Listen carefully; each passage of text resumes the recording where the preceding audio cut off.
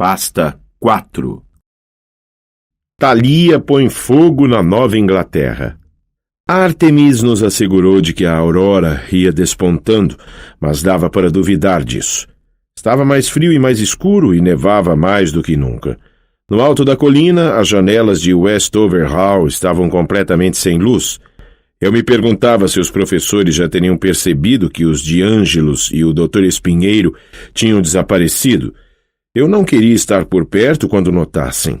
Com minha sorte, o único nome de que a senhora Tengice iria se lembrar era Percy Jackson, e então eu seria alvo de busca em todo o país mais uma vez. As caçadoras levantaram o acampamento tão rapidamente quanto haviam montado. Fiquei lá, tremendo na neve, diferentemente das caçadoras, que não pareciam sentir nenhum desconforto, enquanto Ártemis fitava o leste, como se estivesse esperando alguma coisa. Bianca sentou-se num canto conversando com Nico. Dava para ver pelo rosto abatido dele que ela estava explicando sua decisão de filiar-se à caça. Não pude deixar de pensar em quanto era egoísta da parte dela abandonar o irmão dessa forma. Thalia e Groover aproximaram-se e pararam à minha volta, ansiosos por saber o que se passara em minha audiência com a deusa. Quando lhes contei, Groover empalideceu. Na última vez que as caçadoras visitaram o acampamento, as coisas não foram nada bem. Como é que elas vieram parar aqui? Perguntei a mim mesmo. Isto é, elas simplesmente apareceram do nada. E Bianca juntou-se a elas, disse Thalia enojada. Tudo culpa da Zoe, aquela convencida. Nada. Quem pode culpá-la? Cortou Groover. Eternidade com Ártemis? Ele deixou escapar um suspiro profundo. Thalia revirou os olhos. Vocês, sátiros, são todos apaixonados por Ártemis. Não percebem que ela nunca vai corresponder ao amor de vocês? Mas ela é tão voltada para a natureza, disse Groover, enlevado. Você é doido, falou Thalia. Doido demais, replicou ele, sonhador. É. Finalmente o céu começou a clarear. Já era a hora, murmurou Ártemis. Ele é tão preguiçoso no inverno. Você está esperando o sol nascer? Perguntei. O meu irmão. Sim. Eu não queria ser rude. Isto é, eu conhecia as lendas sobre Apolo, ou Hélio, guiando uma grande carruagem de sol pelo céu. Mas eu também sabia que o sol era mesmo uma estrela a zilhões de quilômetros de distância. Eu já me acostumara à veracidade de alguns mitos gregos, mas ainda assim não via como Apolo poderia guiar o sol. Não é exatamente como você pensa, disse Ártemis, como se estivesse lendo a minha mente. Ah, ok, comecei a relaxar. Bem, então ele não vai chegar aqui numa...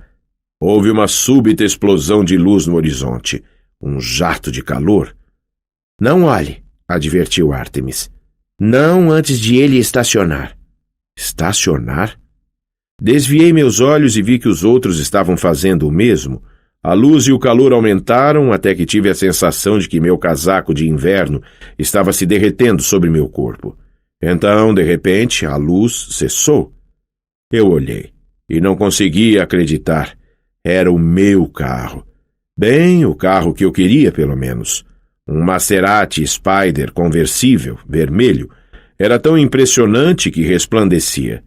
Então percebi que reluzia porque o metal estava quente. A neve havia derretido em torno do Maserati num círculo perfeito, o que explicava por que eu agora estava de pé na grama verde e meus sapatos estavam molhados. O motorista saltou, sorrindo. Parecia ter 17 ou 18 anos e, por um segundo, tive a desconfortável sensação de que se tratava de Luke, meu velho inimigo. Esse cara tinha os mesmos cabelos claros e a beleza esportiva, mas não era Luke. Era mais alto, sem nenhuma cicatriz no rosto. Seu sorriso era mais brilhante e mais divertido. Ultimamente, Luke não fazia muito mais do que franzir as sobrancelhas e dar um sorriso de escárnio. O motorista do Maserati usava jeans, sapatos do tipo mocassim e camiseta sem mangas. Uau! Murmurou Thalia. Apolo dá até calor. É o Deus Sol, afirmei. Não é disso que estou falando. Irmãzinha, chamou Apolo. Se seus dentes fossem um pouquinho mais brancos, ele poderia ter nos cegado sem o carro-sol. O que aconteceu? Você nunca liga, nunca escreve. Estava ficando preocupado. Ártemis suspirou. Estou bem, Apolo, e não sou sua irmãzinha. Ei, nasci primeiro. Somos gêmeos. Por quantos milênios vamos precisar discutir? Então, o que está acontecendo? Ele a interrompeu. As garotas estão com você, estou vendo. Estão precisando de umas dicas de como manejar o arco? Ártemis rangeu os dentes. Preciso de um favor. Tenho de fazer uma caçada, sozinha. Preciso que leve minhas companheiras para o acampamento meio-sangue. Claro, mana. Então ele ergueu as mãos num gesto de pare em tudo. Estou sentindo a chegada de um haikai. As caçadoras todas gemeram aborrecidas. Ao que parecia, já haviam encontrado Apolo antes. Ele limpou a garganta e ergueu uma das mãos dramaticamente. Grama rompe a neve. Ártemis quer ajuda. Eu que sou leve. Ele sorriu para nós, esperando os aplausos. Este último verso só tinha 4 sílabas, disse Ártemis. Apolo franziu a testa. É? É. Que tal eu sou tão cabeçudo? Não. Esse tem 6 sílabas. Ele começou a murmurar consigo mesmo. Zoe, doce e amarga, voltou-se para nós. O Sr. Apolo está vivendo essa fase de haikais desde que foi ao Japão. Não é tão ruim quando da vez em que ele visitou Limerick. Se eu tivesse de ouvir mais um único poema que começasse com Era uma vez uma deusa de Esparta... Já sei, anunciou Apolo. Eu sou tão brilhante. Esse tem 5 sílabas. Ele se curvou, parecendo muito satisfeito consigo mesmo. E agora, mana, é transporte para as caçadoras que você quer? Na hora certa. Estava mesmo pronto para pôr o pé na estrada.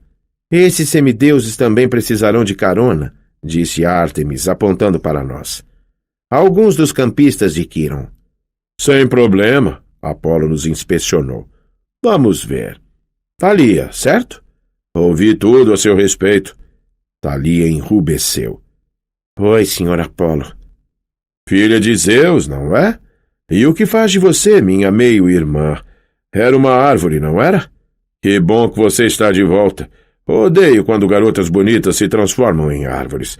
Cara, eu me lembro de uma vez... Irmão, disse Ártemis. É melhor vocês irem. Ah, certo.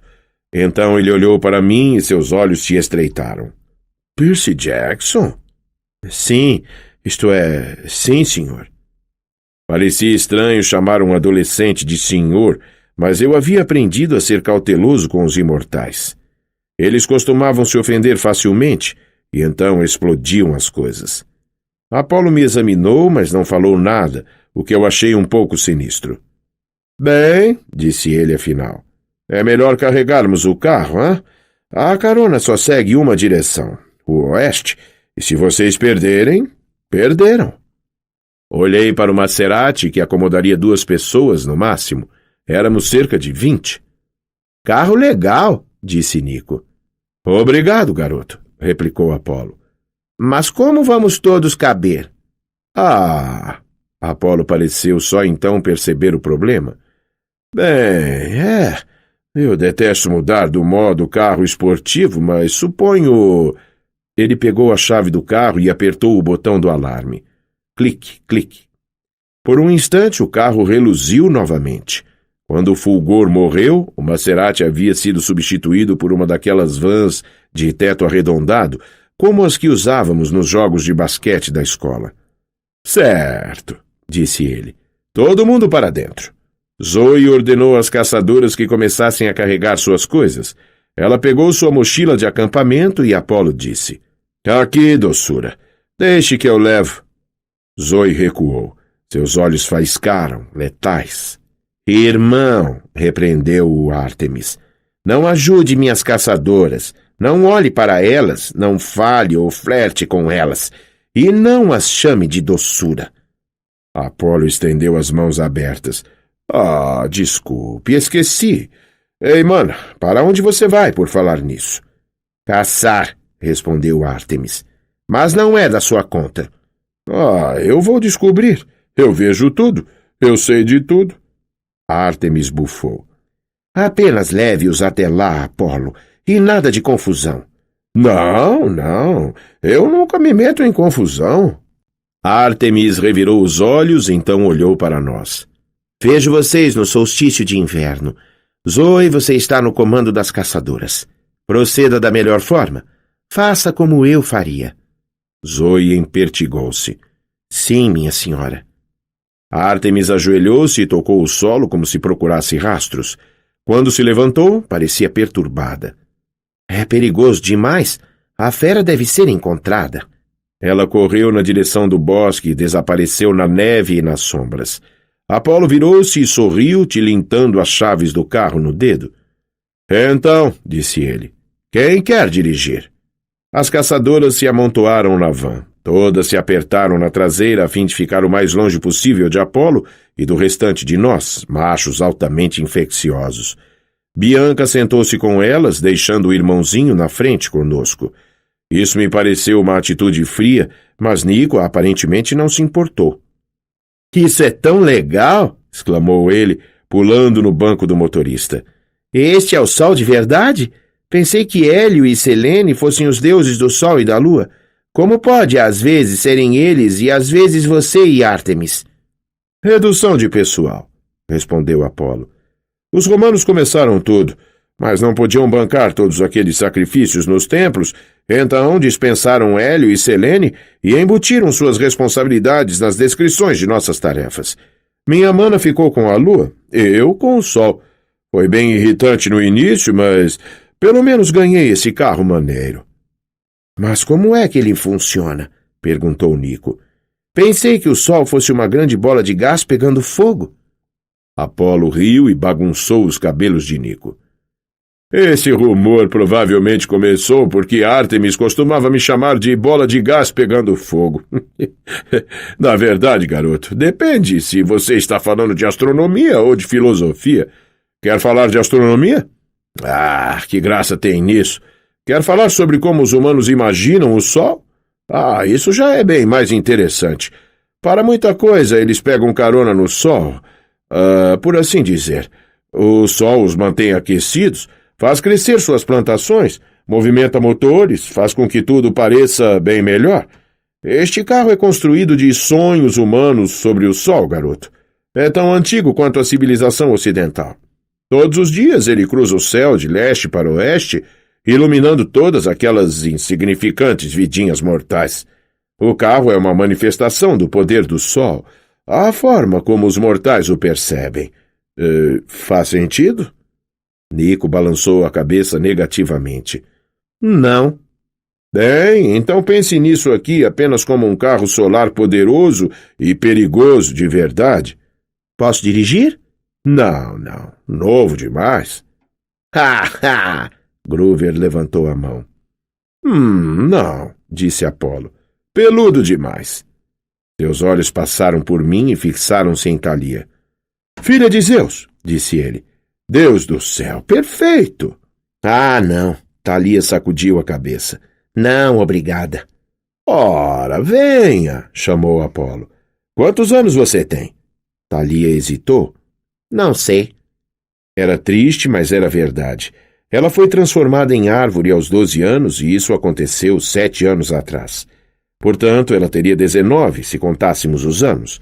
Mas Thalia se sentia como se tivesse 12, e olhando para ela, a impressão era de que estava em algum ponto entre essas duas idades. A melhor conclusão a que Quiron pôde chegar foi que ela continuara envelhecendo enquanto estivera sob a forma de árvore, mas muito mais lentamente. Apolo batia o dedo nos lábios. Você tem 15 anos, quase 16. Como é que você sabe? Sou o deus da profecia. Eu sei das coisas. Você vai completar 16 anos daqui a mais ou menos uma semana. É o dia do meu aniversário, 22 de dezembro. O que significa que tem idade suficiente para dirigir com uma licença de aprendiz. Thalia mudou a posição dos pés nervosamente. Eu sei o que vai dizer, interrompeu-a Apolo. Você não merece uma honra como dirigir o carro do Sol. Não era isso que eu ia dizer. Não se aflija. É uma viagem muito curta do Maine a Long Island. E não se preocupe com o que aconteceu com a última criança que eu treinei. Você é filha de Zeus? Ele não vai arrancá-la do céu. Apolo riu de modo jovial. O restante de nós não o acompanhou. Thalia tentou protestar, mas Apolo definitivamente não ia aceitar um não como resposta. Ele acionou um botão no painel e um aviso surgiu ao longo do alto do para-brisa. Eu tive de ler de trás para frente, o que para um disléxico não é assim tão diferente de ler normalmente. Eu tinha certeza de que dizia aviso motorista aprendiz. Ande, leve o carro, disse Apolo a Thalia. Vai ser moleza para você. Admito que fiquei com inveja. Mal podia esperar para começar a dirigir. Umas poucas vezes naquele outono minha mãe me levara até Montauk, quando a estrada para a praia estava vazia, e me deixara experimentar seu Mazda. Eu sei, aquele era um compacto japonês, e esse o carro do Sol, mas o que poderia haver de tão diferente entre eles? Velocidade significa calor, advertiu Apolo. Portanto, comece devagar e certifique-se de que está em boa altitude antes de acelerar de verdade. Thalia agarrou o volante com tanta força que os nós de seus dedos ficaram brancos. Parecia prestes a vomitar. Qual o problema? Perguntei a ela. Nenhum, respondeu trêmula. Não tem problema nenhum. Ela puxou o volante. Ele inclinou-se e a van lançou-se para cima tão rápido que eu caí de costas e fui de encontro a algo macio. Ai! Gemeu Groover. Desculpe. Mais devagar, disse Apolo. Desculpe, replicou Thalia. Está tudo sob controle. Consegui ficar de pé.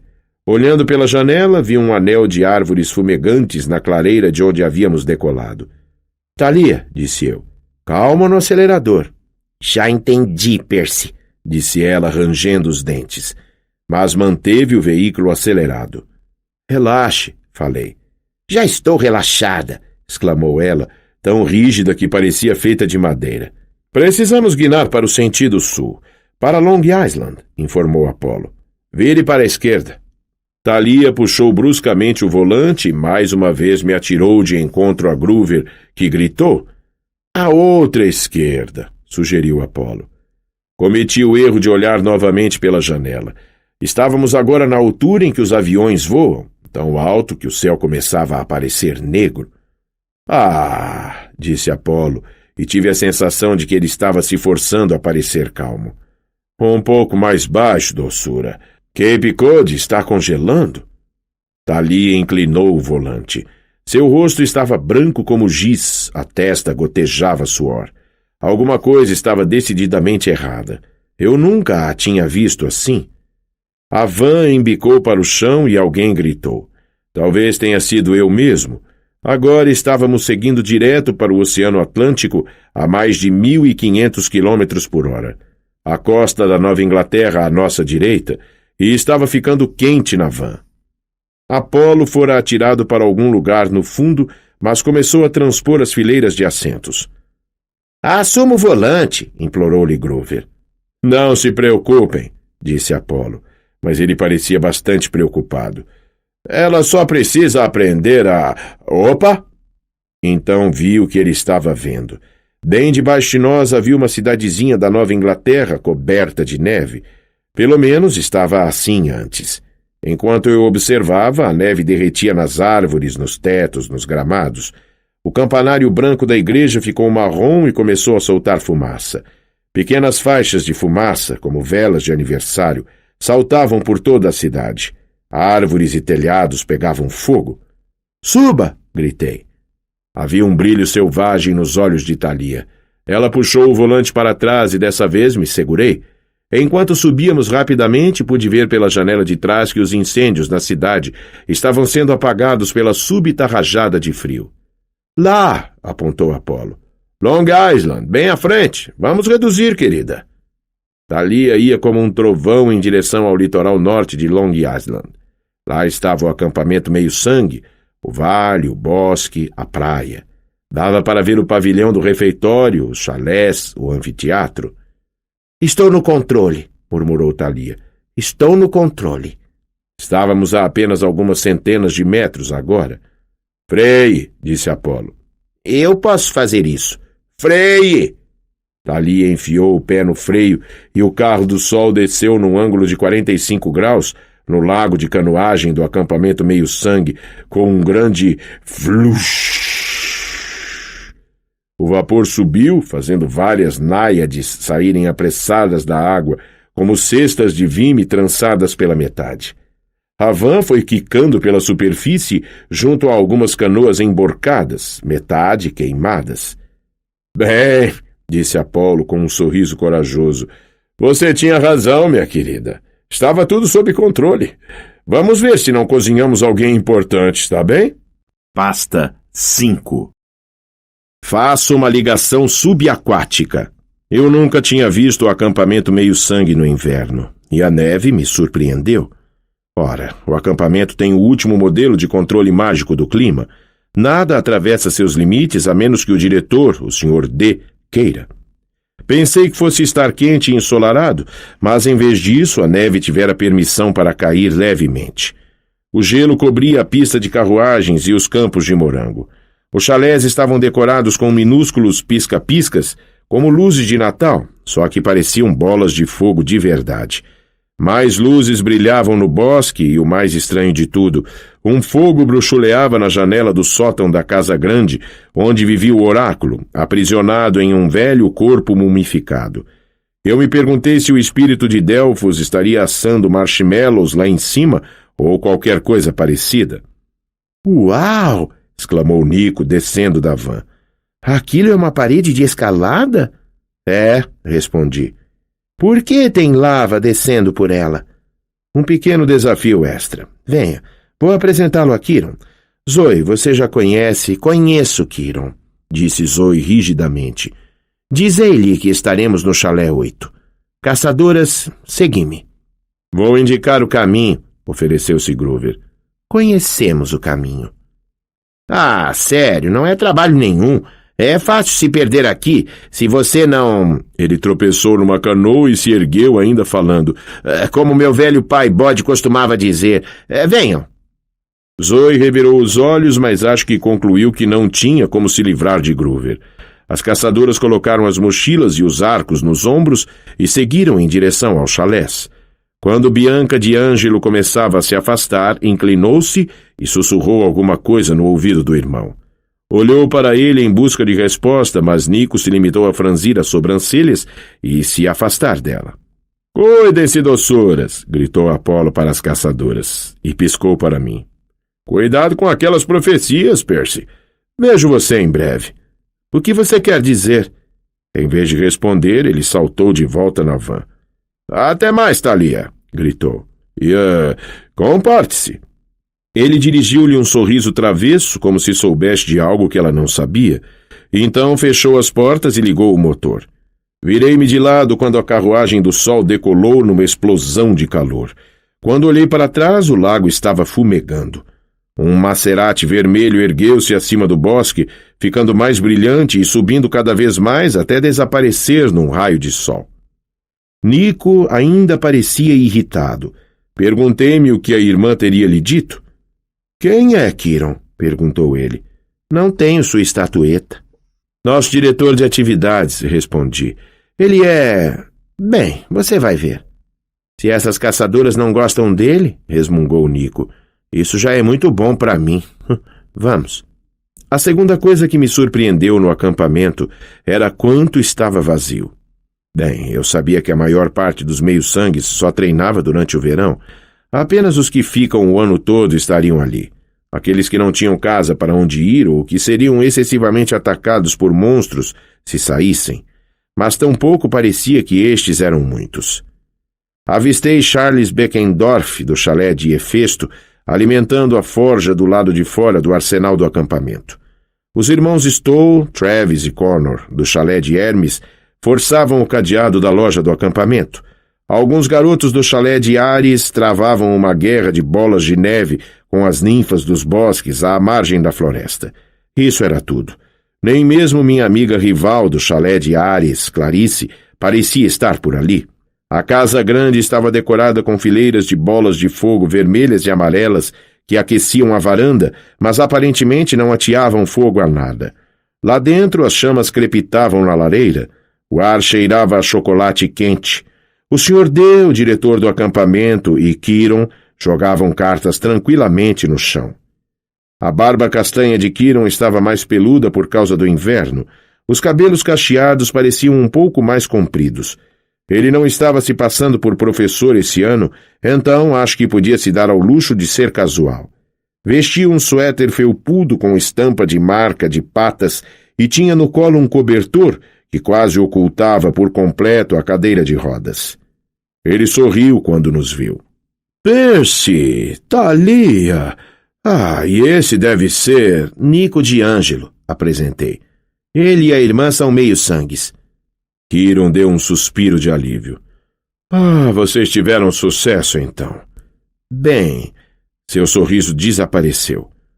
Qual o problema? Onde está a Annabeth?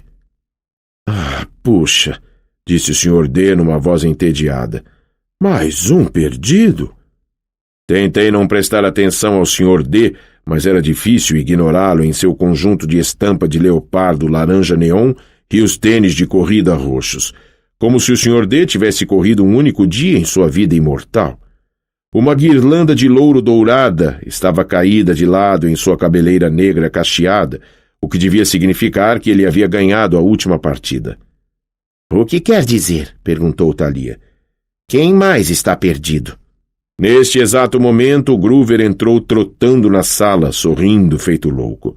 Ele tinha um olho roxo e linhas vermelhas no rosto, que pareciam a marca de uma bofetada. As caçadoras estão todas acomodadas. Kiron franziu o senho. As caçadoras, é? Vejo que temos muito que conversar. Ele olhou para Nico. Groover, talvez você devesse levar nosso jovem amigo para o gabinete e lhe mostrar nosso filme de orientação. Mas... certo, sim, senhor. Filme de orientação? Perguntou Nico. A classificação é livre para todas as idades? Porque Bianca é um pouco rigorosa. Livre, sim, respondeu Groover. Legal. Feliz, Nico seguiu-o para fora da sala. Agora, disse Kiron a Thalia e a mim, talvez fosse bom vocês se sentarem e nos contarem toda a história. Quando terminamos, Kiron voltou-se para o Sr. D. Devemos começar uma busca por Annabeth imediatamente. Eu vou, Thalia e eu dissemos ao mesmo tempo. O Sr. D fungou? Claro que não. Thalia e eu começamos a contestar, mas o Sr. D ergueu a mão. Seus olhos exibiam aquele fogo purpúreo de fúria, que em geral significava que alguma coisa ruim e divina iria acontecer se não calássemos a boca. Pelo que vocês me contaram, disse o Sr. D, ficamos no 0-0 nessa brincadeira. Lamentavelmente, perdemos Annie e Belle. Annabeth, corrigi. Ela estava no acampamento desde os 7 anos e até hoje o Sr. D fingia não saber seu nome. Sim, disse ele. E você conseguiu um garotinho irritante para substituí-la. Portanto, não vejo nenhum benefício em arriscar outros meio-sangues num resgate ridículo. A possibilidade de que essa menina Annie esteja morta é muito grande. Eu queria estrangular o Sr. D. Não era justo Zeus tê-lo mandado se desintoxicar como diretor do acampamento por 100 anos. O objetivo era que fosse uma punição para o mau comportamento do Sr. D no Olimpo, mas acabara sendo uma punição para todos nós. Annabeth pode estar viva, argumentou o Sr. Kiron, mas eu podia ver que ele estava se esforçando para se mostrar otimista. Ele havia praticamente criado Annabeth aqueles anos todos em que ela fora campista de tempo integral, antes de ela fazer uma segunda tentativa de morar com o pai e a madrasta. Ela é muito inteligente. Se nossos inimigos estão com ela, Annabeth vai tentar ganhar tempo. Talvez ela até mesmo finja cooperar com eles. Isso mesmo, disse Thalia. Luke ia querê-la viva. Nesse caso, disse o Sr. D, receio que ela tenha de ser esperta o bastante para escapar sozinha. Eu me levantei. Percy, o tom de Kiron era cheio de advertências. No fundo da mente, eu sabia que o Sr. D não era alguém com quem você quisesse se meter. Mesmo que fosse um garoto com transtorno de déficit de atenção e hiperatividade como eu, ele não ia dar moleza, mas eu estava tão furioso que não me importava. O senhor fica feliz por perder outro campista, soltei. Ficaria feliz se todos nós desaparecêssemos. O Sr. D reprimiu um bocejo. E o que foi que disse? Grunhi. Só porque o senhor foi enviado para cá como punição, não tem de ser um idiota preguiçoso. É a sua civilização também. O senhor podia tentar ajudar um pouquinho. Por um segundo, não se ouviu outro som que não fosse o crepitar do fogo. A luz se refletia nos olhos do Sr. D, dando-lhe uma aparência sinistra. Ele abriu a boca para dizer algo, provavelmente uma maldição que me transformaria em migalhas, quando Nico entrou intempestivamente na sala, seguido por Groover. Super legal! Gritou Nico, estendendo as mãos para Kiron. Você é um centauro? Kiron conseguiu dar um sorriso nervoso. Sim, Sr. D'Angelo. Embora eu prefira me manter na forma humana nesta cadeira de rodas nos primeiros encontros. E uau! Ele olhou para o Sr. D. Você, o cara do vinho? Não acredito. O Sr. D tirou os olhos de mim e lançou a Nico um olhar de aversão. Cara do vinho? Dioniso, não é? Uau! Tenho sua estatueta. Minha estatueta. No meu jogo, mitomagia. E uma carta holográfica também. E mesmo você tendo apenas uns 500 pontos de ataque e todos pensando que você é a pior das cartas de deuses, eu acho seus poderes o máximo, de verdade. O Sr. D parecia verdadeiramente perplexo e é provável que isso tenha salvado minha vida. Bem, isso é gratificante. Percy, disse Kiron mais que depressa, você e Thalia desçam para os chalés. Informem os campistas que vamos ter o jogo de captura da bandeira amanhã, ao anoitecer. Captura da bandeira? Perguntei. Mas não temos muitos... É uma tradição, disse Kiron. Uma disputa amistosa, sempre que as caçadoras nos visitam. Murmurou Thalia. Aposto que vai ser mesmo amistosa. Kiron virou a cabeça bruscamente para o Sr. D, que ainda estava de testa franzida, enquanto Nico falava sobre quantos pontos de defesa todos os deuses tinham em seu jogo. Vão agora, disse-nos Kiron. Ok, concordou Thalia. Venha, Percy. Ela me arrastou da casa grande antes que Dioniso pudesse lembrar que queria me matar. Você já está na lista negra de Ares, lembrou-me Thalia enquanto caminhávamos até os chalés. Precisa de outro inimigo mortal? Ela estava certa.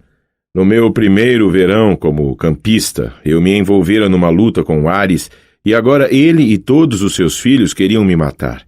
Eu não precisava deixar Dioniso furioso também. Desculpe, disse eu. Não consegui evitar. É tão injusto. Ela parou perto do arsenal e olhou ao longo do vale na direção do topo da colina meio-sangue. Seu pinheiro ainda estava lá, o velocino de ouro brilhando no galho mais baixo. A magia da árvore ainda protegia os limites do acampamento, mas não usava mais o espírito de Thalia como força. Percy, tudo é injusto, murmurou Thalia. Às vezes eu queria... Ela não terminou, mas sua voz estava tão triste que senti pena. Com os cabelos negros desfiados e as roupas punk também pretas, um velho sobretudo de lã, parecia uma espécie de corvo gigante completamente deslocada na paisagem branca. Vamos trazer Annabeth de volta, prometi. Só não sei ainda como. Primeiro descobri que Luke estava perdido, disse ela. Agora, Annabeth. Não pense assim. Você tem razão. Ela endireitou o corpo. Vamos encontrar uma maneira. Adiante, na quadra de basquete, algumas caçadoras treinavam arremesso. Uma delas discutia com um garoto do chalé de Ares. O garoto estava com a mão na espada e a caçadora parecia prestes a trocar a bola de basquete por um arco e flecha a qualquer instante. Vou acabar com aquilo, disse Thalia. Você circule pelos chalés. Fale a todos sobre a captura da bandeira amanhã. Tudo bem. Você vai ser a capitã da equipe. Não, replicou ela. Você está no acampamento há mais tempo. Você é o capitão. Nós podemos ser co-capitães ou algo assim. Ela parecia tão confortável com a ideia quanto eu, mas assentiu. Quando ela se dirigia à quadra, chamei. Ei, Thalia. Sim? Sinto muito pelo que aconteceu em Westover. Eu deveria ter esperado vocês. Tudo bem, Percy. Eu provavelmente faria a mesma coisa. Ela mudou o peso do corpo de um pé para o outro, como se estivesse tentando decidir se dizia algo mais ou não. Sabe, você perguntou sobre minha mãe e eu respondi um pouco mal. É que voltei para vê-la depois de 7 anos e descobri que ela morreu em Los Angeles. Ela bebia muito e parecia que estava dirigindo tarde da noite há uns 2 anos e... Thalia piscou com força. Eu sinto muito. Sim, tudo bem. Não é que fôssemos muito ligadas. Eu fugi quando tinha 10 anos. Os melhores 2 anos da minha vida foram quando estava andando por aí com Luke e Annabeth, mas ainda assim... Foi por isso que teve dificuldade com a van do sol. Ela me lançou um olhar desconfiado. O que quer dizer com isso? A maneira como você ficou rígida, sem querer assumir o volante, devia estar pensando na sua mãe. Lamentei ter dito aquilo. A expressão de Thalia estava perigosamente semelhante à de Zeus, na única vez em que eu o vira furioso, como se a qualquer minuto seus olhos fossem lançar uma descarga de 1 milhão de volts. Murmurou ela. Deve ter sido isso. Então seguiu na direção da quadra onde o campista de Ares e a caçadora tentavam se matar com uma espada e uma bola de basquete. Os chalés eram a mais estranha coleção de edificações que já se viu. Os chalés 1 e 2, grandes construções de colunas brancas que pertenciam a Zeus e a Hera, ficavam no meio, com 5 chalés de deuses à esquerda e 5 chalés de deusas à direita, formando um U em torno do gramado central e da churrasqueira. Fiz a ronda contando a todos sobre a captura da bandeira. Acordei um garoto de Ares de seu cochilo do meio-dia e ele gritou que eu fosse embora. Quando perguntei onde Clarice estava, ele disse: saiu numa missão a pedido de Kiron, altamente secreto. Tudo bem com ela? Não tenho notícias dela há 1 mês. Está desaparecida. Que é como vai ficar o seu traseiro se você não der o fora daqui. Resolvi deixá-lo dormir. Por fim, cheguei ao chalé 3, o de Poseidon. Era uma construção baixa e cinza talhada em rocha marítima, incrustada com fósseis de conchas e coral. Lá dentro estava vazio como sempre, exceto pelo meu beliche. Um chifre de minotauro pendia da parede perto do meu travesseiro. Tirei o boné de beisebol de Annabeth da mochila e o deixei na mesinha de cabeceira. Eu o devolveria a ela quando a encontrasse. E eu iria encontrá-la. Tirei o relógio do pulso e ativei o escudo. Ele estalou ruidosamente enquanto se projetava numa espiral. Os espigões do Dr. Espinheiro haviam amassado o bronze em cerca de 10 de pontos. Um corte impedia que o escudo se abrisse por completo, fazendo-o parecer uma pizza na qual faltavam 2 fatias. As bonitas imagens de metal que meu irmão fizera com tanta habilidade estavam todas danificadas.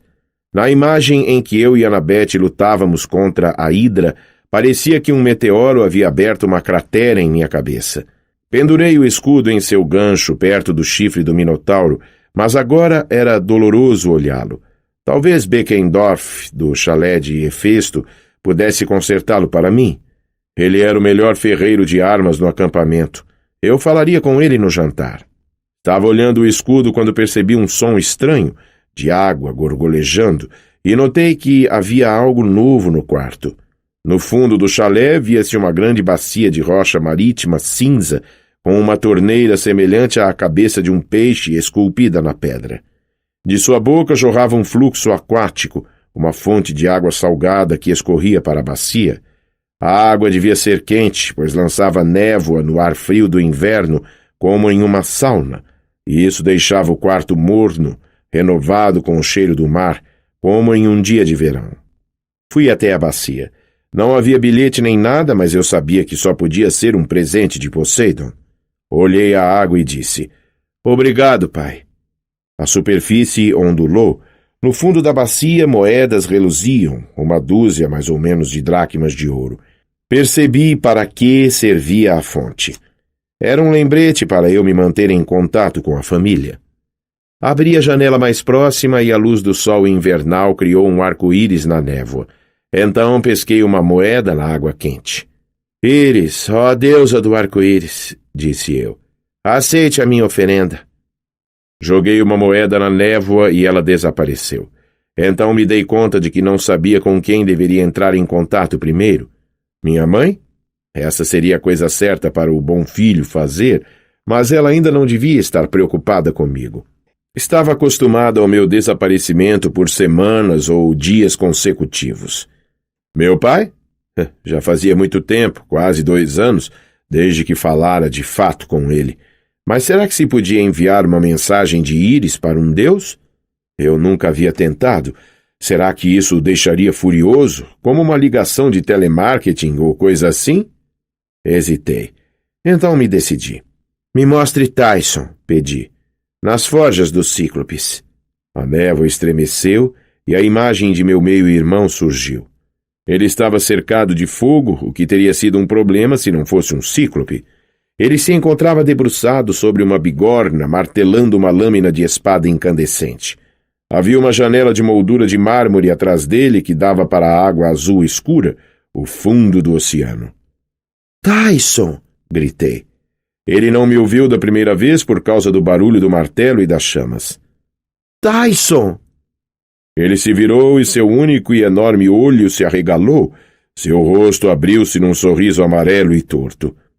Percy! Ele largou a lâmina da espada e correu para mim, tentando me abraçar.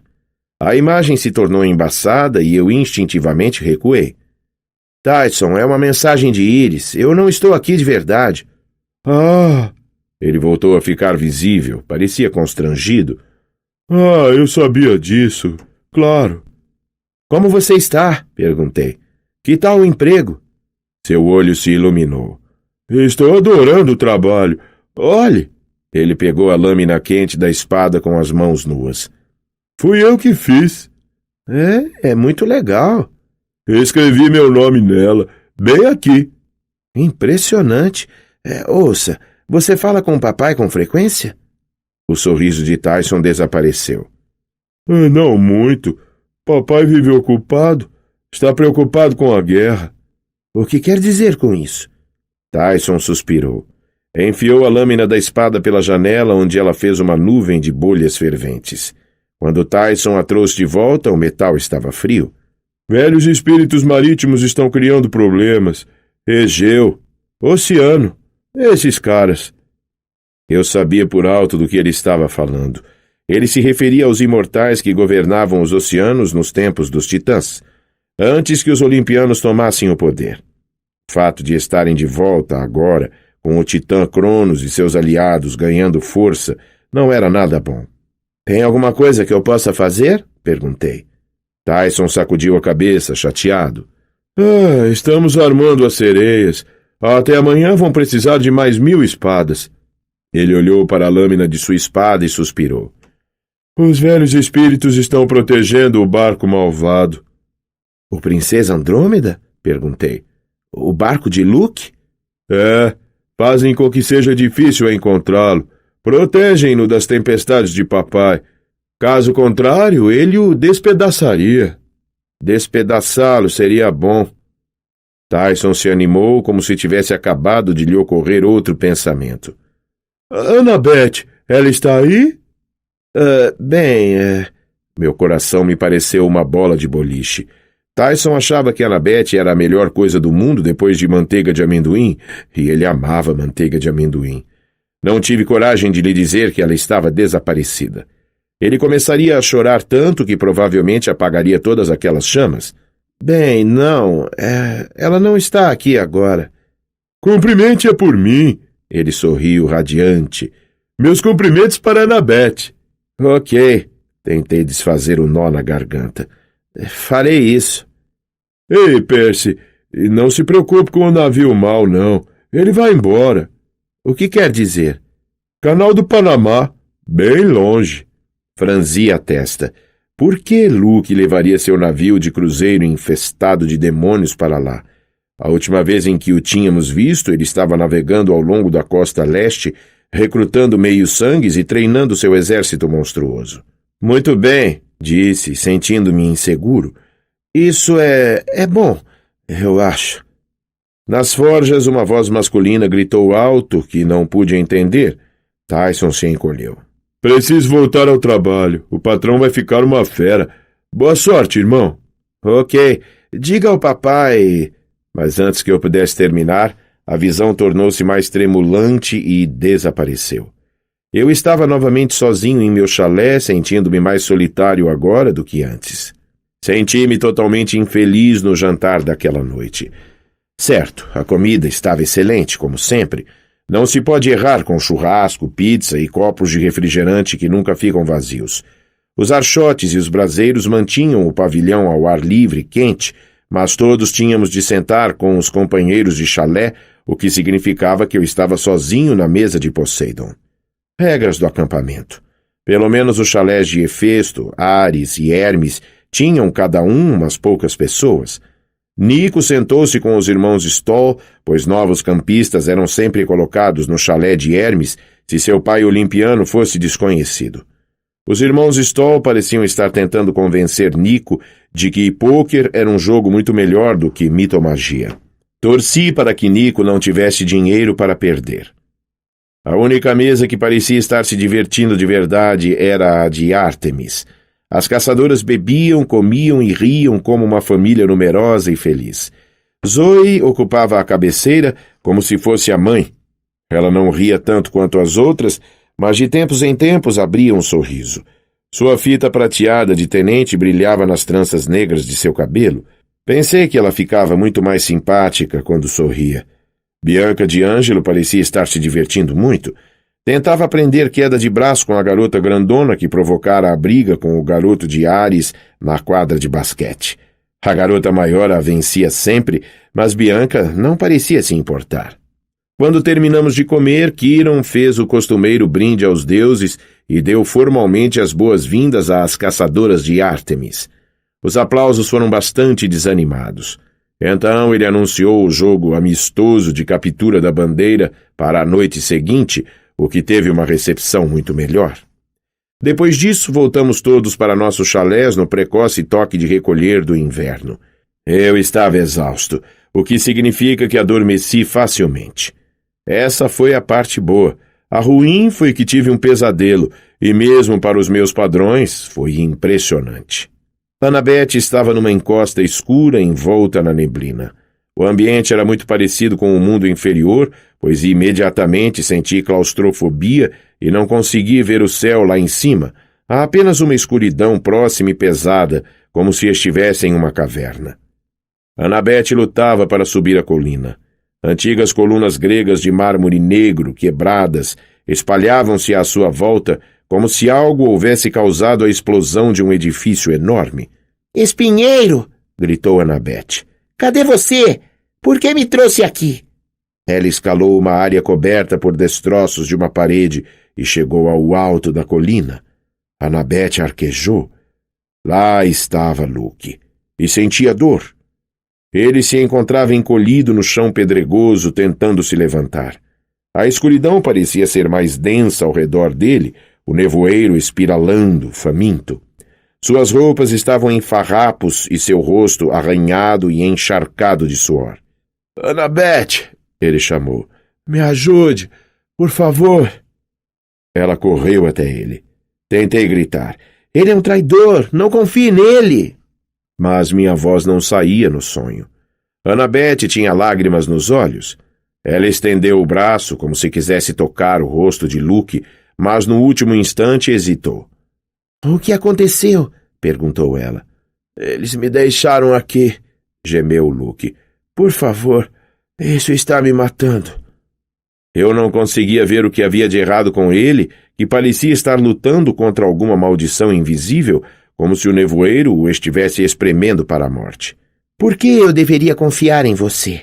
Perguntou Annabeth. Sua voz estava cheia de mágoa. — Não deveria? Respondeu Luke. — Fui horrível com vocês. Mas se não me ajudar, eu vou morrer. Deixe que ele morra, eu queria gritar. Luke tentara nos matar a sangue frio muitas vezes. Não merecia nada de Annabeth. Então a escuridão acima de Luke começou a se esfacelar, como o teto de uma caverna num terremoto. Imensos blocos de pedra negra começaram a cair. Annabeth lançou-se para ele no momento em que uma rachadura apareceu e todo o teto veio abaixo. Ela o sustentou de alguma forma, toneladas de pedras. Evitou que desabasse sobre ela e Luke apenas com sua força. Impossível. Ela não teria conseguido fazer aquilo. Luke rolou para longe, livre e arquejando. Obrigado, conseguiu dizer. Ajude-me a segurar isto, gemeu Annabeth. Luke recuperou o fôlego. Seu rosto estava coberto de fuligem e suor. Ele se levantou, vacilante. Sabia que podia contar com você.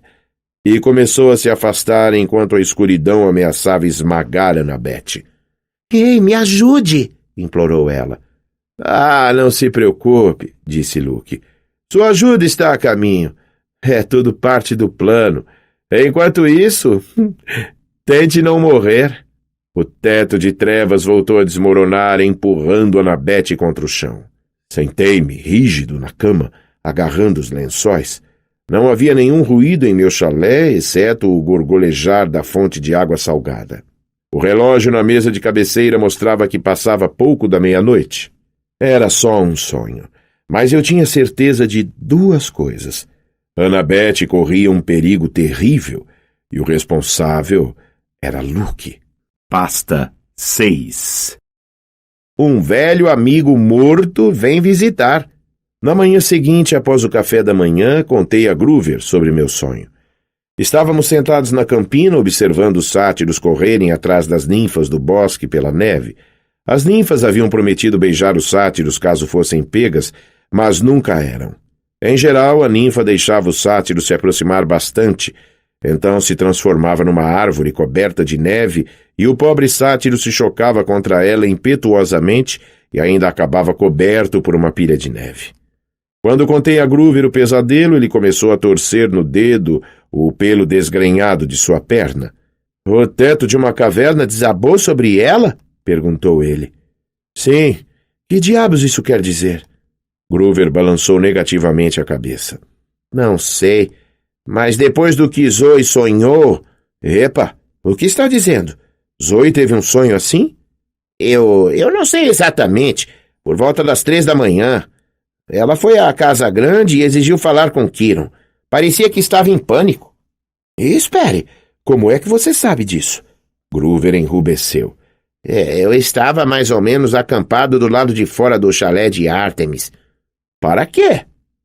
Só para estar, você sabe, perto delas. Você é um rastejador com cascos, hein? Não sou não. Seja como for, eu a segui até a casa grande, me escondi num arbusto e observei tudo. Ela ficou transtornada de verdade quando Argus não a deixou entrar. Foi uma cena um tanto perigosa. Tentei imaginá-la. Argus era o chefe da segurança do acampamento, um sujeito grandalhão e louro com olhos pelo corpo todo. Ele raramente aparecia, a menos que alguma coisa séria estivesse acontecendo. Eu não gostaria de apostar numa luta entre ele e Zoe Doce Amarga. O que foi que ela disse? Perguntei. Groover fez uma careta. Bem, ela começa a falar numa linguagem muito antiquada quando fica nervosa. Assim foi meio difícil entender. Mas era algo sobre Artemis estar em apuros e precisar das caçadoras. E então ela chamou Argus de energúmeno. Acho que isso é algo ruim. E então ele a chamou de... Ei, espere. Como é que Artemis pode estar em apuros? Bem, finalmente Kieran apareceu de pijamas e seu rabo de cavalo com bobs e... Ele usa bobs no rabo? Groover cobriu a boca. Desculpe, disse eu. Continue. Bem, Zoe disse que precisava de permissão para deixar o acampamento imediatamente. Kieran não concedeu. Ele lembrou a Zoe que as caçadoras deveriam permanecer aqui até receberem ordens de Artemis. E ela disse... Groover engoliu em seco. Ela disse... Como é que vamos receber ordens de Artemis se ela está perdida? Como assim perdida? Como se ela precisasse de informações para se localizar? Não, acho que ela quis dizer desaparecida, levada, sequestrada. Sequestrada? Tentei me acostumar com a ideia. Como é que se pode sequestrar uma deusa imortal? Isso é possível? Bem, sim. Quer dizer, aconteceu com Perséfone. Mas ela era a deusa das flores. Groover pareceu ofendido. Da primavera. Que seja, a Ártemis é muito mais poderosa. Quem poderia sequestrá-la? E por quê?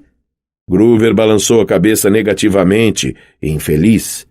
Ah, não sei. Cronos? Ele ainda não pode ter todo esse poder. Pode? A última vez que tínhamos visto Cronos, ele estava em pedacinhos. Bem, nós não o víramos de verdade. Milhares de anos atrás, após a grande guerra entre titãs e deuses, os quais o haviam cortado em pedacinhos com sua própria foice e espalhado os pedaços no Tártaro, que é, assim, uma espécie de lixeira reciclável e sem fundo em que os deuses jogam seus inimigos. 2 verões atrás, Cronos nos havia atraído à beira do abismo e quase nos arrastara para lá. Então, no último verão, a bordo do cruzeiro demoníaco de Luke, víramos um caixão de ouro no qual Luke afirmava estar convocando o Senhor Titã, pedaço por pedaço, a cada vez que alguém se juntava à causa deles. Cronos podia influenciar as pessoas com sonhos e enganá-las, mas eu não via como ele poderia sobrepujar Ártemis fisicamente, se ainda era uma espécie de pilha de adubo do mal. Não sei, disse Groover. Acho que alguém saberia se Cronos tivesse te recomposto. Os deuses estariam mais nervosos. Mas ainda assim, é estranho você ter um pesadelo na mesma noite que Zoe. É quase como se estivessem conectados, completei. Mais além, na campina congelada, um sátiro deslizou nos cascos enquanto perseguia uma ninfa ruiva de árvore. Ela deu uma risadinha e estendeu os braços enquanto ele corria em sua direção. Pop! Ela se transformou em um pinheiro e ele se esborrachou contra o tronco em alta velocidade. Ah, o amor! Suspirou Groover sonhador. Pensei no pesadelo de Zoe, que ela teve apenas algumas horas após o meu. Preciso falar com Zoe, disse eu. Antes de você ir, Groover tirou algo do bolso do casaco. Era um prospecto dobrado em 3 como um folheto de viagem. Lembra-se do que você disse sobre como era estranho as caçadoras terem simplesmente aparecido em Westover Hall? Acho que elas poderiam estar nos vigiando. Vigiando? O que quer dizer com isso? Ele me entregou o folheto. A primeira página dizia: uma escolha sábia para o seu futuro. Dentro viam-se fotos de jovens donzelas envolvidas em atividades de caça, perseguindo monstros, atirando flechas. Havia legendas como benefícios para a saúde, imortalidade e o que isso significa para você, e um amanhã sem garotos. Encontrei isso na mochila de Annabeth, disse Groover. Eu o encarei. Não estou entendendo. Bem, me parece... talvez Annabeth estivesse pensando em se juntar a elas. Gostaria de dizer que recebi bem a notícia. Mas a verdade era que eu queria estrangular as caçadoras de Ártemis, uma donzela eterna de cada vez. Tentei me manter ocupado pelo restante do dia, mas eu estava morto de preocupação com Annabeth. Fui para a aula de lançamento de dardos, mas o campista de Ares, responsável, me pôs para fora depois que me distraí e atirei o dardo no alvo antes que ele saísse do caminho. Pedi desculpas pelo buraco em sua calça, mas assim mesmo ele me expulsou imediatamente. Visitei os estábulos de Pégasus, mas Silena Beauregard, do chalé de Afrodite, estava discutindo com uma das caçadoras e decidi que era melhor não me envolver. Depois sentei-me nos galpões de bigas vazios e fiquei ruminando. Lá embaixo, nos campos de arco e flecha, Quiron conduzia o treino de tiro ao alvo. Eu sabia que ele era a melhor pessoa para eu conversar naquele momento, mas alguma coisa me deteve. Tinha a sensação de que Quiron iria tentar me proteger, como sempre fazia. Talvez não me dissesse tudo o que sabia. Olhei para outra direção. No topo da colina meio-sangue, o Sr. D e Argos alimentavam o filhote de dragão que guardava o velocino de ouro. Então a ideia me ocorreu. Ninguém estaria na casa grande. Havia alguém mais, alguma coisa a quem eu poderia pedir orientação. O sangue zumbia em meus ouvidos enquanto eu corria para casa e subia as escadas. Eu só fizera isso uma vez antes e ainda tinha pesadelos com aquilo. Abri o alçapão e entrei no sótão. O ambiente estava escuro, poeirento e atravancado de lixo, exatamente como eu lembrava. Havia escudos sem alguns pedaços, em decorrência de mordidas de monstros, espadas entortadas no formato da cabeça de demônios e um bocado de animais empalhados, como uma hárpia e uma piton laranja brilhante. Ao lado da janela, sentada num banco de 3 pernas, estava a múmia enrugada de uma velha senhora com um vestido tingido à moda hippie, o oráculo. Obriguei-me a andar até ela. Esperei que a névoa verde subisse da boca da múmia, como da outra vez, mas nada aconteceu. Oi, cumprimentei. O que há de novo? Estremeci de tão estúpido que aquilo soou. Não podia haver muita coisa de novo quando você está morto e preso no sótão. Mas eu sabia que o espírito do oráculo estava lá em algum lugar. Eu podia sentir uma presença fria ali, como uma serpente enrodilhada, adormecida. Tenho uma pergunta, anunciei um pouco mais alto. Preciso saber sobre Annabeth. Como posso salvá-la? Nenhuma resposta. O sol entrava pela janela suja do sótão, iluminando as partículas de poeira que dançavam no ar. Esperei ainda mais. Então fiquei com raiva. Estava sendo ignorado por um cadáver. Muito bem, disse eu. Ótimo. Vou descobrir por mim mesmo. Virei-me e esbarrei numa mesa grande, cheia de souvenirs. Parecia mais amontoada de coisas do que da última vez em que eu estivera ali. Os heróis guardavam todo tipo de objeto no sótão. Troféus de buscas que já não queriam em seus chalés ou objetos que traziam lembranças dolorosas. Eu sabia que Luke havia guardado uma garra de dragão em algum lugar por ali. A que havia deixado a cicatriz em seu rosto. Havia um cabo de espada quebrado com a etiqueta "Isto quebrou e Leroy foi morto, 1999. Então avistei um lenço de seda rosa com uma etiqueta presa. Peguei a etiqueta e tentei lê-la. Lenço da deusa Afrodite, recuperado em Aqualândia, Denver, Colorado, por Annabeth Chase e Percy Jackson. Fiquei olhando o lenço. Eu havia me esquecido completamente dele. 2 anos antes, Annabeth tomara esse lenço das minhas mãos e dissera algo como: "Ah, não, fique longe dessa magia de amor." Eu simplesmente havia suposto que ela o jogara fora, e, no entanto, ali estava. Ela o guardara esse tempo todo? E por que o havia escondido no sótão? Voltei-me para a múmia.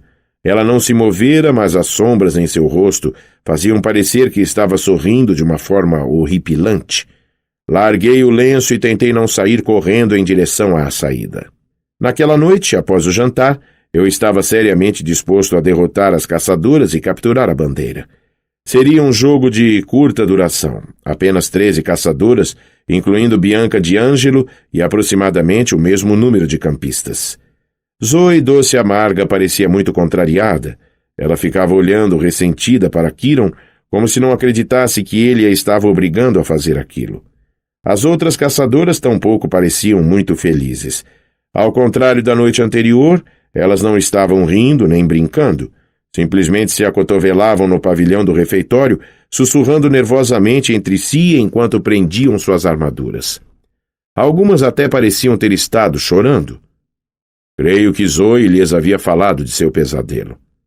Em nossa equipe tínhamos Beckendorf e 2 outros caras de Hefesto, alguns do chalé de Ares, embora ainda parecesse estranho que Clarice não estivesse ali, os irmãos Stoll e Nico do chalé de Hermes, e algumas crianças de Afrodite. Era estranho que o chalé de Afrodite quisesse participar do jogo.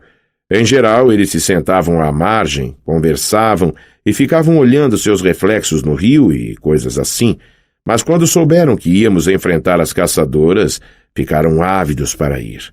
"Vou mostrar a elas como o amor é desprezível", grunhiu Silena Beauregard enquanto prendia a armadura.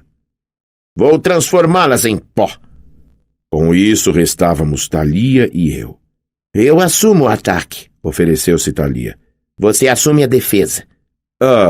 Hesitei, pois estava prestes a dizer o mesmo, só que ao contrário.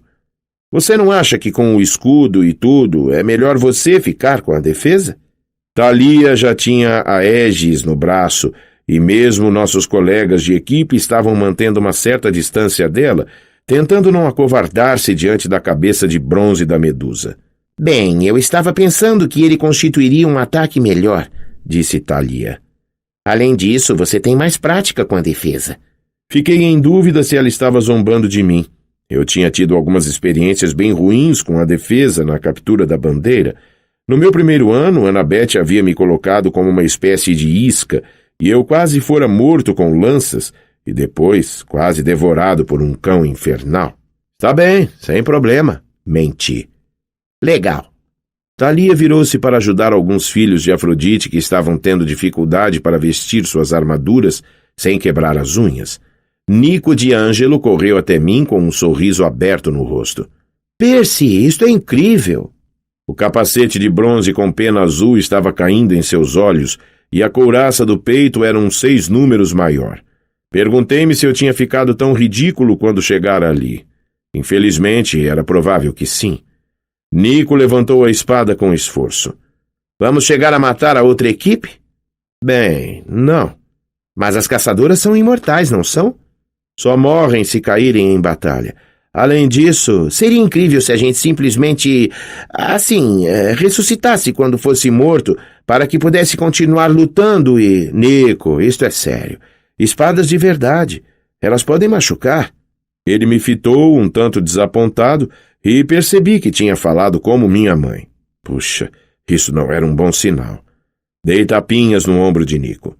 Ei, é legal. Apenas siga a equipe. Fique fora do caminho de Zoe. Vamos arrasar.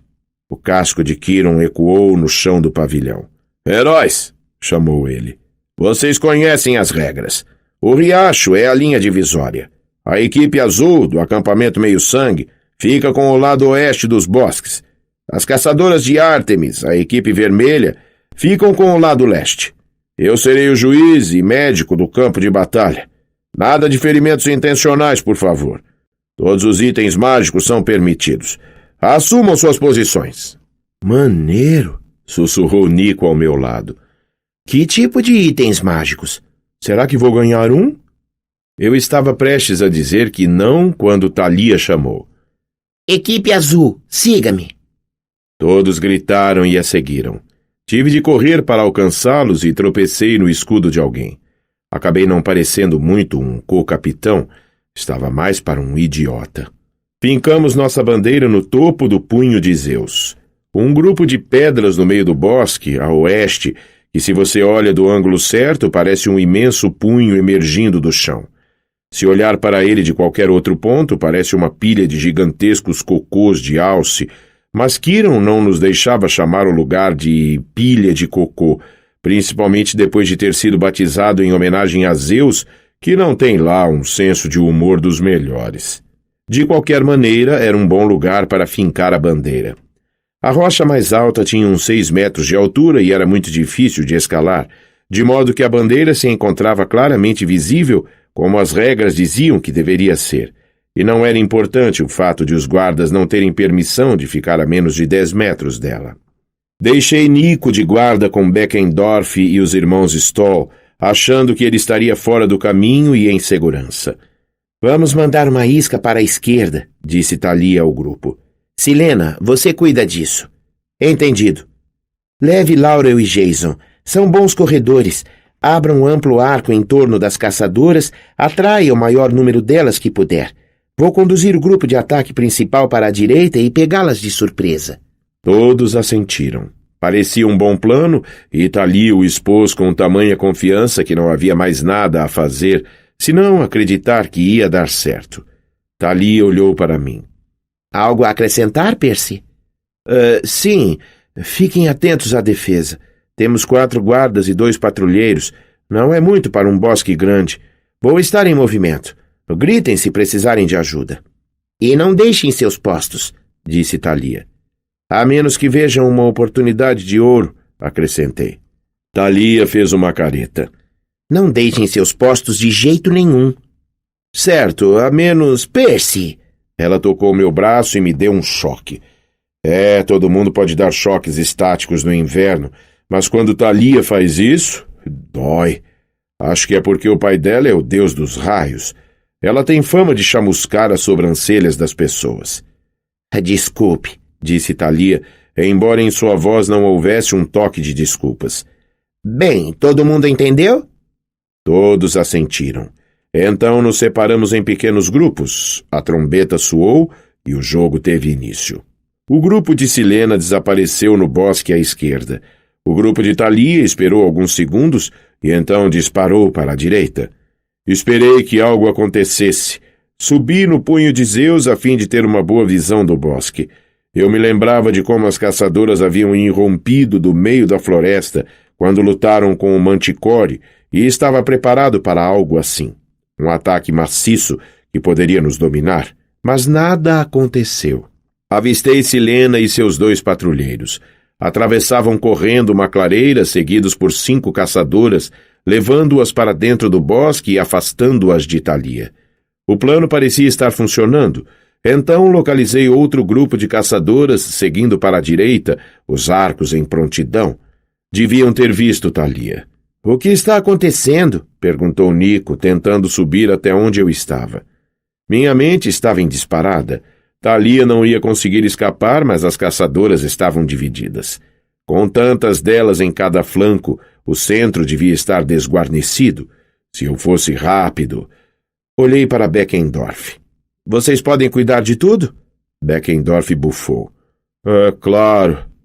Eu vou até lá. Os irmãos Stoll e Nico deram vivas quando corri na direção da linha divisória. Eu corria na velocidade máxima e me sentia ótimo. Saltei sobre o riacho, entrando em território inimigo. Podia ver a bandeira prateada delas à frente, guardada por uma única sentinela que nem estava olhando na minha direção. Ouvi lutas à esquerda e à direita, em algum ponto do bosque. Estava no papo. A sentinela virou-se no último minuto. Era Bianca de Angelo. Seus olhos se arregalaram quando me choquei contra ela, lançando-a estatelada na neve. Desculpe, gritei. Arranquei a bandeira de seda prateada da árvore e saí em disparada. Já estava a 10 metros dali quando Bianca conseguiu gritar, pedindo ajuda. Pensei que estivesse livre. Zip! Uma corda prateada correu pelos meus tornozelos e se prendeu à árvore perto da qual eu me encontrava. Uma armadilha disparada de um arco. Antes que eu pudesse pensar em parar, desabei estendido no chão. Percy! Gritou Thalia à minha esquerda. O que você está fazendo? Antes que ela me alcançasse, uma flecha explodiu a seus pés e uma nuvem de fumaça amarela ergueu-se em torno de seu grupo. Eles começaram a tossir e engasgar. Eu podia sentir o cheiro do gás pelo bosque, o horrível cheiro de sulfura. Isso não é justo, arquejou Thalia. Flechas de pum são antidesportivas. Levantei-me e recomecei a correr. Faltavam apenas mais alguns metros até o riacho e eu tinha a presa. Mais flechas passaram zunindo pelo meu ouvido. Uma caçadora surgiu do nada e tentou me atingir com sua faca, mas eu me desviei e continuei correndo. Ouvi gritos do nosso lado do riacho. Beckendorf e Nico estavam correndo em minha direção. Pensei que estivessem vindo para me receber, mas então vi que estavam perseguindo alguém. Zoe Doce Amarga, correndo em minha direção como um guepardo, esquivando-se dos campistas sem dificuldade. E ela tinha nossa bandeira nas mãos. Não! Gritei e aumentei a velocidade. Estava a menos de 1 metro do riacho quando Zoe alcançou o seu lado, chocando-se contra mim por garantia. As caçadoras davam vivas enquanto ambas as equipes chegavam ao riacho. Kiron surgiu do bosque com um ar soturno. Ele levava os irmãos Stoll nas costas e parecia que ambos haviam sofrido golpes feios na cabeça. Connor Stoll tinha 2 flechas projetando-se de seu capacete como antenas. As caçadoras venceram, anunciou Kiron, sem nenhum prazer. Então acrescentou num murmúrio. Pela 56ª vez consecutiva. Perseu Jackson! Gritou Thalia, avançando contra mim. Ela cheirava a ovo podre e estava tão enfurecida que faíscas azuis cintilavam em sua armadura. Todo mundo se encolheu e recuou por causa de Aegis. Precisei de toda a minha força de vontade para não demonstrar medo. O que, em nome dos deuses, você estava pensando? Berrou ela. Cerrei os punhos.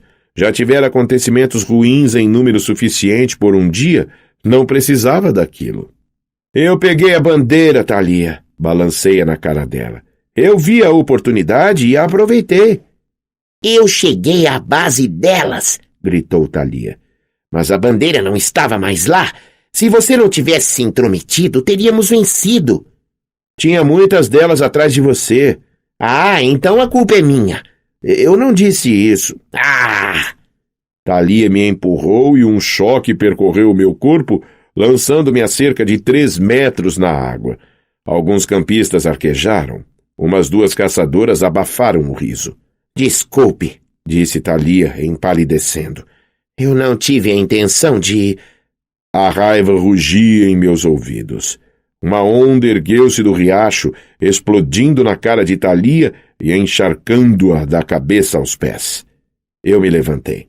Certo, grunhi. Eu também não tive intenção. Thalia respirava pesadamente. Já chega, ordenou Kiron. Mas Thalia ergueu a lança. É isso que você quer, cabeça de alga? De certa forma, eu não ligava quando Annabeth me chamava assim. Pelo menos já me acostumara. Mas vindo de Thalia, não era nada legal. Pode vir, cara de pinheiro. Ergui contra a corrente, mas antes que eu pudesse me defender, Thalia gritou e um feixe de raios desceu do céu, atingiu sua lança como um para-raios e explodiu em meu peito. Desabei sentado pesadamente. Senti um cheiro de queimado. Tinha o pressentimento que vinha das minhas roupas. Thalia, disse Kiron. Já chega! Eu me pus de pé e convoquei todo o riacho a se erguer. Milhares de litros de água se elevaram no ar, formando uma maciça nuvem afunilada e gelada. Percy, pediu Kiron. Eu estava prestes a lançá-la contra Thalia quando vi algo no bosque. Perdi a raiva e a concentração de uma só vez. A água voltou a cair no leito do riacho. Thalia ficou tão surpresa que se virou para ver o que eu estava olhando. Alguma coisa se aproximava. Estava envolta em uma névoa verde obscura, mas à medida que se aproximava, campistas e caçadoras arquejavam.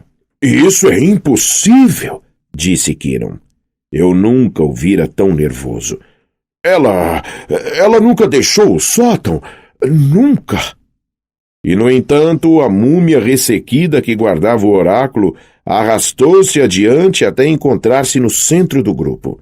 A névoa espiralava em torno de nossos pés, dando à neve um pálido tom de verde.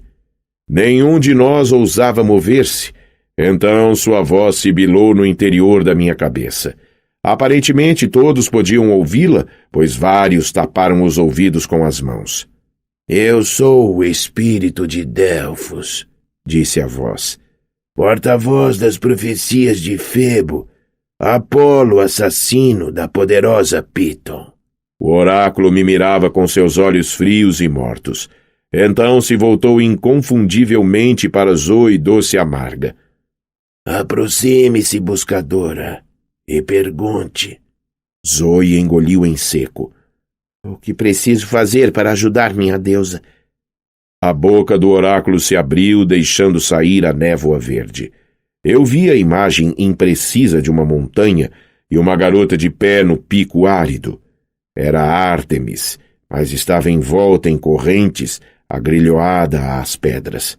Estava de joelhos, as mãos erguidas como se para defender-se de algo que a atacava, e parecia sentir dor. O oráculo falou. A oeste, 5 buscarão a deusa acorrentada. 1 se perderá na terra ressecada. A desgraça do Olimpo aponta a trilha. Campistas e caçadoras, cada um brilha. A maldição do Titã, um deve sustentar. E pela mão do Pai, um irá expirar. Então, enquanto assistíamos, a névoa espiralou-se e recuou, como uma grande serpente verde, para a boca da múmia. O oráculo sentou-se numa pedra e tornou-se tão imóvel quanto estivera no sótão, como se fosse ficar sentado ali à margem do riacho por 100 anos.